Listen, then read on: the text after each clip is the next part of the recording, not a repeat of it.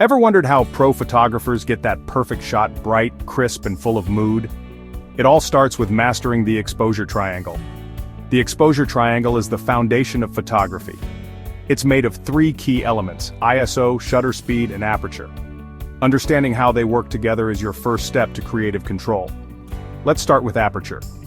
This controls how wide your lens opens. A low f number like f/1.8, means more light and a blurry background, perfect for portraits.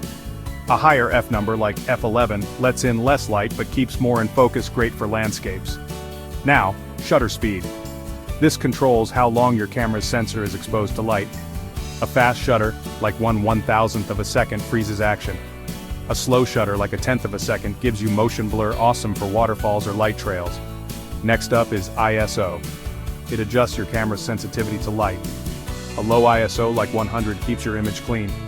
A higher ISO like 3200 helps in low light but can introduce noise. Use it wisely. Here's the trick: changing one setting affects the others. Want a wide aperture for a blurry background?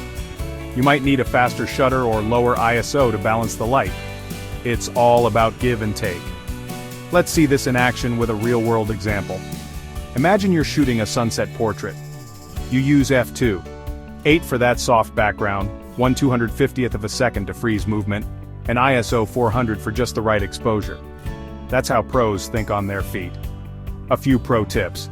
Start in semi-auto modes like aperture priority for portraits, or shutter priority for action shots. When you're ready, take the leap to manual mode for full control. Now that you've conquered the exposure triangle, grab your camera and experiment. The best way to learn is to shoot, review, and repeat. Happy clicking. Follow for more photography tips, and grab the exposure triangle cheat sheet, link in the bio.